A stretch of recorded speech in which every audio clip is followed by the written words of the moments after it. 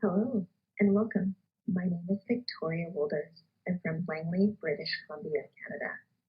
And today we will be discussing how to make a podcast and teach your class. Before we get started, a couple quick housekeeping items. Firstly, if you have any questions during the session, I encourage you to ask them as they come up. You can send those over to me by selecting the Q&A button on your screen and then putting those into the window. Our team will be responding to the questions in real time. Secondly, please note that you will have access to this session on demand through the conference portal for the next year. And finally, this session has also been closed captioned. You can turn on this feature in the bottom right corner of the media player. Okay, so I'm so excited to be part of the ConnectEd 2020 conference. Once again, my name is Victoria Wolders, and I'm so excited that you've joined us today. I am a grade 4 teacher, and I have been teaching for 20 years now, and primarily been focused mostly in the elementary and middle school years. I'm so excited to be able to bring to you this presentation on how to make a podcast and how to use the podcast for your classroom. So here we go. Well, here's a picture of me in my class, and you can see that we have my Empathy Tales, My Kids Locker podcast episode image. Now, we also have my family. My husband's a teacher, and I have 2 kids. My daughter's in grade 8, and my son is in grade 5. And before the COVID-19 pandemic, I had been podcasting for about a year. I had been creating the Empathy Tales podcast, which launches 1 episode a week over the last year. I launched that in March of 2019.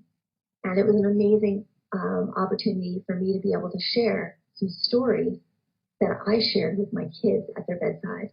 And the stories were all based on a mythical, magical world called the Oak and Eagle Kingdom. You can check that podcast out on any major podcast platform, Spotify, Apple, and any other ones that you might listen to, like Google Play. Well, all of a sudden, in March, we were notified that there was the COVID-19 coronavirus pandemic. Our schools closed for spring break, but actually ended up closing for the remainder of the school year with a slight adjustment in June. Now, that threw us for a loop. I was now going to be teaching 30 grade 4 students online. And not only that, I was at home with my own kids teaching them. So what I decided to do is I took my Empathy Tales podcast and I changed it into teaching lessons. I changed it into the COVID-19 Ed podcast, and I launched it in March 2020. So what I did is I took the stories I told my kids and I adapted them to my grade 4 class. See, when we've all been remote teaching and been involved with our pandemic, there's a quote that has really resonated with me, and that is, part of the adventure here is not just developing creativity in kids, but thinking about school in a different way. And that was by Sir Ken Robinson. I put these 2 pictures on purpose here because we have a picture of a girl and it looks like her father running through a meadow, and then we have a picture of a phone with some earbuds. See, podcasting has allowed my students to explore their world and not be locked on a screen. And I'm going to share with you how you can get yourself started with a podcast, but also the reasons why I decided to do a podcast. So why start podcasting in 2020?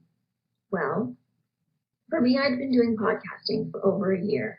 But I knew that I needed to use the podcast platform as a way to be able to reach my students. See, Myself and a lot of my colleagues were doing this type of form of teaching. And what was happening is we were going online and our students were on the screens quite a bit.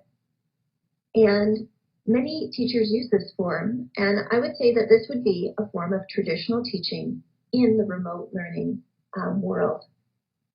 And we all teach in different and unique ways to meet our students, and we all care for our students deeply. So when we are working with our students, we know what's best for them. And for some, this is the way that people teach. Now, another way that we can do this too is compared to more of a flexible learning environment. So flexibility in remote learning. And that's what I believe podcasting is about. It's about getting kids out and about and listening. They could be in a car. They could be on a walk. They could be even working at their mother or father's grocery store. And when they have a break, listen to the podcast. So another question you need to do and answer is, why use podcasting in your teaching? Well, there's a lot of different reasons. And here are a few reasons that I've come up with in the last year. First of all, there's flexibility. When you create a podcast as an educator, you can choose when you want to launch it, how many episodes to launch, what topic, who to invite on the podcast, the length. Is it going to be 5 minutes, 50 minutes? You decide. And then there's a lovely variety that comes along with the flexibility. Some students have poor internet. So when you're working with a podcast, if you were, for example, using with Google Play, I have an automatic download. So as soon as a podcast episode is launched, it automatically downloads. And I have 3 that are saved on my podcast platform all the time. In addition, scheduling. What I noticed with my own kids was the fact that I'd have my son and daughter say, "I'm done everything," and it was Wednesday, and they still had Thursday and Friday left. Well, with podcasting, you can upload and launch an episode every single day, or on the days that you need it. So, for example, in my COVID-19 Ed podcast, I had scheduled episodes launched on Tuesday, Wednesday, Thursday, and Friday. I didn't work Mondays. So those were the days that I uploaded my stories and I had a lesson involved with it. So it was very handy. And also, students couldn't work ahead. They actually had to listen to the episode on the day. Location. With many appointments, with many different lifestyles going on with parents, students can choose on their location. Are they going to walk in a park? Are they going to sit in their bedroom? Do they need to do a long drive to grandma's house? There's a lot of different ways to listen to a podcast. Less screens. The majority of educators have moved onto screens, whether that means that they are teaching and recording on YouTube or through Teams or through any other platform or video conferencing platform such as Zoom and Skype. Teachers controlled. With teachers, we have many teachers who are very focused on trying to get experts into their classroom. They can record their sessions with experts, which is awesome. So whether that's that expert who is a paleontologist or probably an environmentalist, you can schedule an interview with that person, record it, and upload it. In addition, you can maybe have questions that allow the students to listen. So also, you can reuse, just like I did. I used the Empathy Tales podcast, and I reused it for the COVID-19 Ed podcast.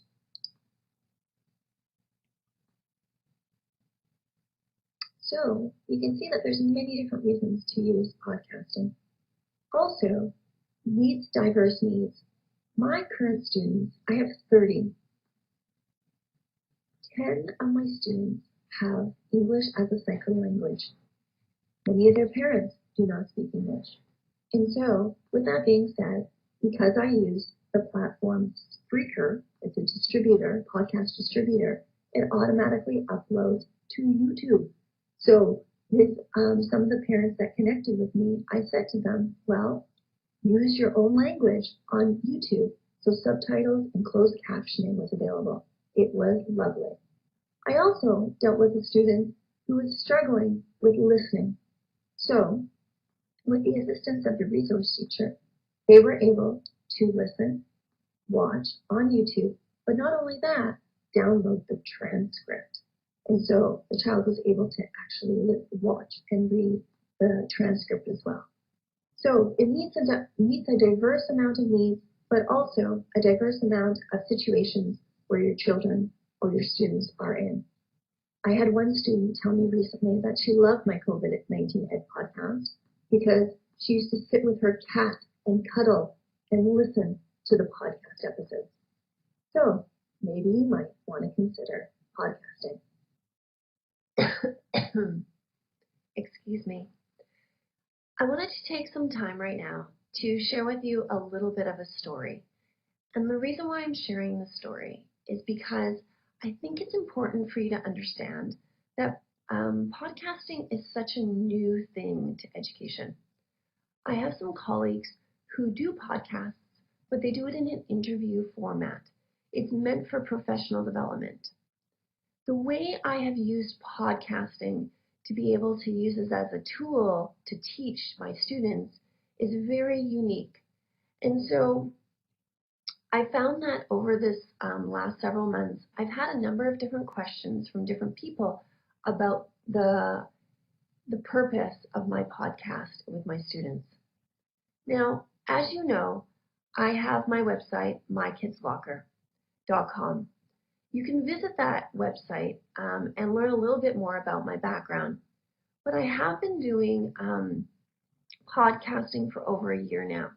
And I had taken my stories that I had shared with my own children at home, and I had taken them and used them as literacy tools to teach my own grade 4 students. And so I had taken those stories, put them into a new podcast, and I added educational lessons to them with the listen, create, and innovate. I had an adult mention to me, well, it's very repetitious. Yet I don't think she necessarily understood the fact that each episode had a unique listen piece, had a unique create piece, and had a unique innovate piece. Every single episode that I published from that Monday, Tuesday, Wednesday, Thursday, Friday, all the way from March 15th to July 1st, all had an individual story, had all an individual listen piece, also a create piece where the students had to do an activity, and then of course the innovate piece, which was challenging. I think that when you choose to do a podcast to work with your students, you're going to get some questions. Is it educationally valuable? You can't actually see the tangible article or chapter in a book. It's something that the kids will listen to. And so with that being said, be prepared that if you choose to use podcasting, you may get some people inquiring about your form of method. In the end, I really do believe that what I did was wonderful. It allowed my students to have flexibility. I had a student who was saying to me that she listened to me before she went to bed. That was, for her, that was a form of self-awareness, maybe a calming tool. I tried intentionally to use a voice that was very calming to my students. It avoided screens, less screens, and it was controlled by me, so I was able to publish the episodes when I wanted to. I strategically published them at 12:05 in the morning because I knew some of my students might not have good internet, so that would mean that there'd be an automatic download ready for them at 8 a.m. It meets a whole bunch of diverse needs. My students, their parents, as well as themselves, speak Korean, Mandarin. They many different ones, many different languages from European countries. So using that YouTube video was awesome, and having them be allowed to listen and watch, and then on top of that, download the transcript off of YouTube was fantastic. So I feel like what I did with the COVID-19 Ed podcast was very valuable and very useful. And I encourage you to take some time to go to your favorite podcast platform and listen to my COVID-19 Ed podcast episode. I'd recommend Emerald Butterfly. That's one of my favorites. But then you get an idea of what I did and what my students were listening to. Okay. With that being said, I'm going to segue back to the slides and onto the next slide. So now we're going to talk a little bit about what you need if you decide to podcast. Okay. So podcast distributor needed. Okay. So select a podcast distributor to send out your podcast to the world. So the first thing you want to do is you want to think about what you want to do with your podcast. Now, Anchor is a very popular one. It's actually free. I actually have a couple colleagues that use it, and they absolutely love it. I use Spreaker, and Spreaker is a great platform. It fans out to YouTube, which it helps me and my students, and also goes out to Spotify and other types of podcast platforms. So I would recommend you to take some time to research the best podcast distributor, okay? The point of these podcast distributors is you would either, like for myself, pay for an annual subscription, and I pay about $80 a year for Spreaker. And then what happens is that once you create these audio files, you upload them to Spreaker, and then once you've done one, you can actually ask them to distribute it and get approval from Spotify, Listen, and all major podcast platforms. Okay, so first step is to think about which one you want. Now, the purpose of this presentation isn't to go step by step on how to create a podcast, because I want to focus more on the educational piece. But if you are interested, I do have a video at the very end of this presentation that you can watch that I did for another conference, online conference. And you can also connect with me too. Okay. So what next? Okay. So you want to think about what you want to do with your branding. Okay. So I would say being needed. What are you good at? I was good at storytelling, and so for me, it was a literacy-based. However, there might be some of you who might be a science teacher. My friend Tim Stevenson, who I'm going to talk about later, he has created a science podcast, and it's primarily interviewing scientists, environmentalists. So think about your students. Think about what you might want to do. There are some other opportunities too. You might want to think about just a generic one, like Mrs. Wolder's podcast, and then have seasons. So for example, you might be doing a season on immigration, and you might want to interview different immigrants from around the world. Possibly you might want to do a season on invention. Then you can either read stories or tell stories in different episodes. So even though you may want to do a science podcast, you can also think about doing a generic podcast and having different seasons. Okay, awesome. Next, no copyrighted material. This was one of my biggest mistakes at the beginning, is I used a photo from the internet, which I shouldn't have. You want to make sure that you create a picture, an image that is non-copyrighted free. So in the end, I actually used my daughter's artwork. I scanned it at the local Staples, and I uploaded it. I added a few words on it, and that was the one that I used for my generic image, the heart. And then, of course, I changed the color by using a different application for my COVID-19 Ed podcast. You can use your phone or microphone. So currently right now, I'm using microphone. But most of my podcast recordings were actually done off my generic Android phone And most of them were done when my kids were actually at sports. So if my daughter had a volleyball practice, I'd be sitting in the car and recording an episode, or my son was at basketball. So I actually find the fluidity and the ability to be able to be in different places to record is awesome. So you could be in your classroom, right? You could be anywhere and be able to have an opportunity to be able to record an episode. Editing software optional. Okay, so I will be talking a little bit about a podcaster a little while later that basically just does a clean recording of their podcast just off of a microphone. Now, for me, what I do is I record it on my phone often, and then what I do is I upload it to GarageBand. Now, I have an intro, which is a musical intro. For my COVID-19 Ed podcast, I had sections. So I had a listen section where the students had to listen to a mindful moment. Then they had to create, which when they were listening to the actual story, the fairy tale story, they had to do an activity. And then I had an innovate piece, a third piece at the end, which was a piece that would be challenging and would be an opportunity for them to explore and expand their understanding. And so it was often a challenge, right? A challenge activity. So for me, I needed to have GarageBand. I continue to need it. So it's really important to be able to consider how you want to go about creating your podcast. Record your episode. Okay, so when you think about recording your episode, some things in mind. Me being a mother, sometimes what happens is I have kids around, I have different people around, doors slamming. You want to make sure that you find yourself in a place that would be conducive to recording an episode.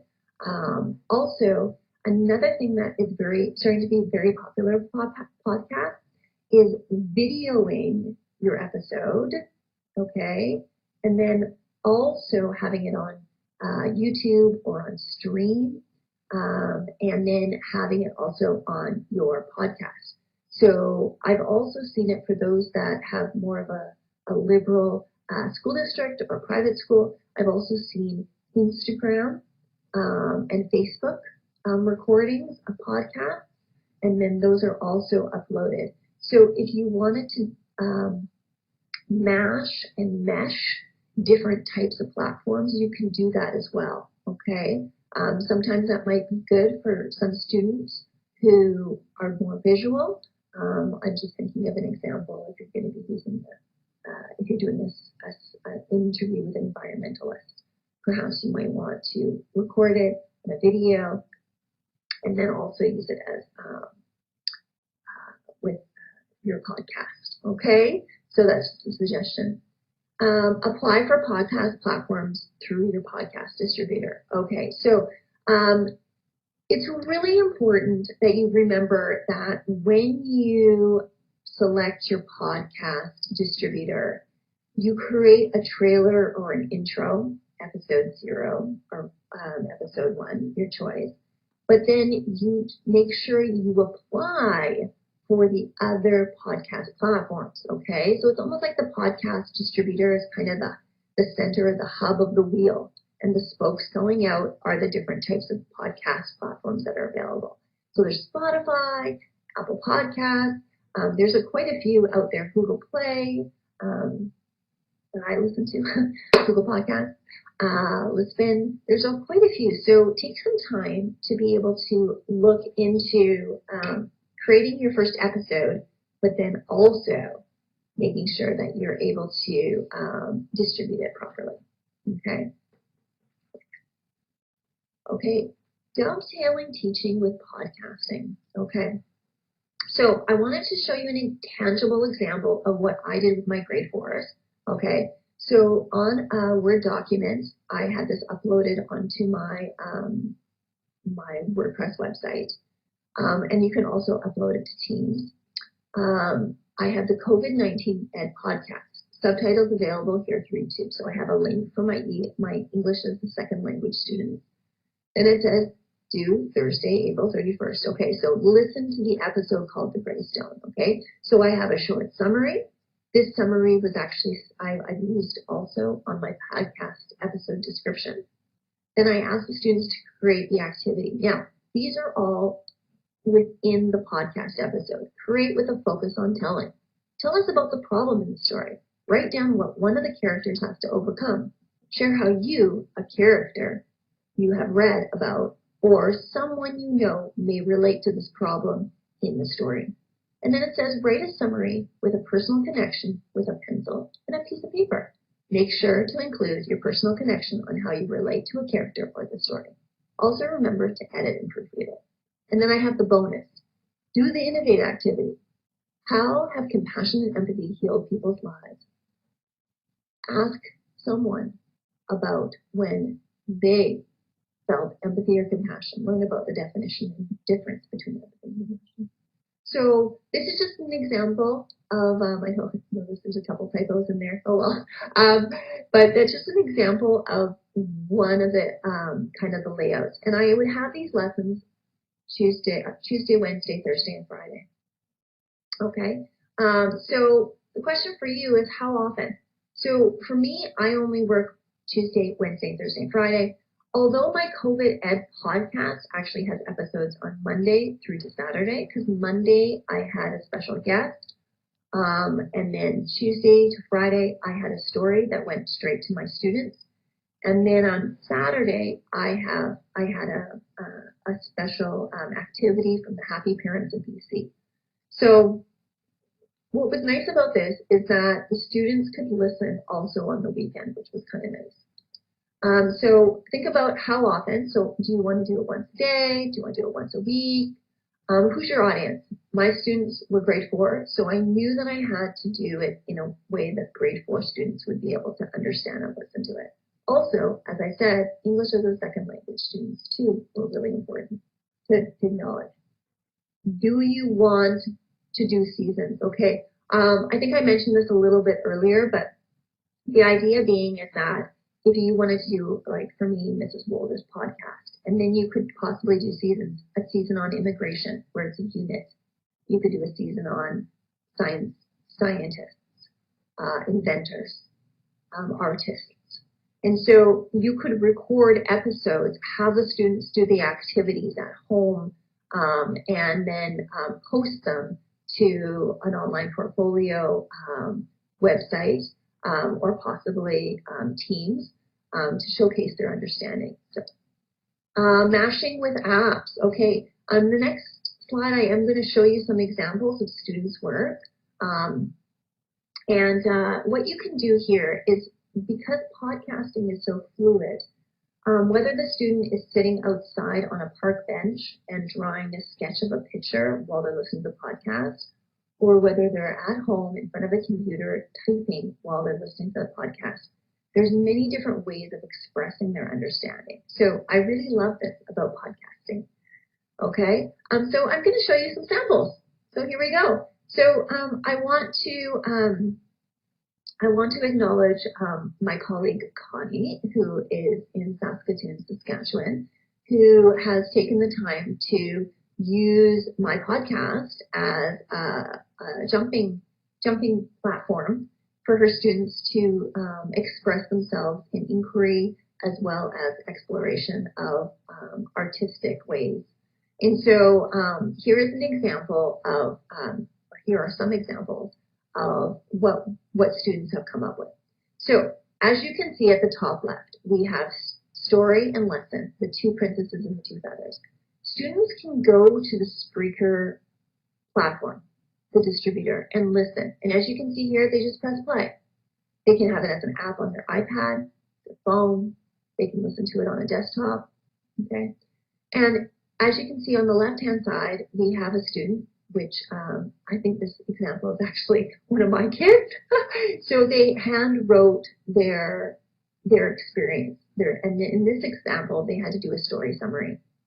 Now, on the other side, it says transform. How does brokenness and life experience make you beautiful? So thanks to Connie and her middle school students, they took some examples from the stories and then they used them as a personal connection piece. We have this beautiful example here of some artwork to do with the emerald butterfly. Now, the emerald butterfly is actually one of the stories that is actually one of my favorite. It's the story of an old woman in a house, and she has a box, and in the box are some butterflies. And there's a girl that hides in the bushes, and she sees these beautiful butterflies fly up, and then they break. And she loves the emerald butterfly the most. And so it's a story about brokenness and about how these emerald butterflies how these gem butterflies come to be celebrated. And so, as you can see here, there's some beautiful artwork, but not only that, there's also a poem here. So mashing podcasting, Microsoft apps, and student expression can be a very powerful, powerful thing. I know she used Teams. I have used Word. I've also used PowerPoint. I should have put PowerPoint up there too. We did some collaborative work, collaborative PowerPoints with my grade 4s. And so it's an excellent example of some samples of how podcasting can be very popular.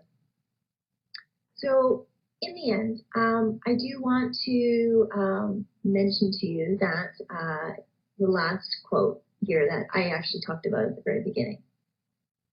Part of the adventure here is not just developing creativity in kids,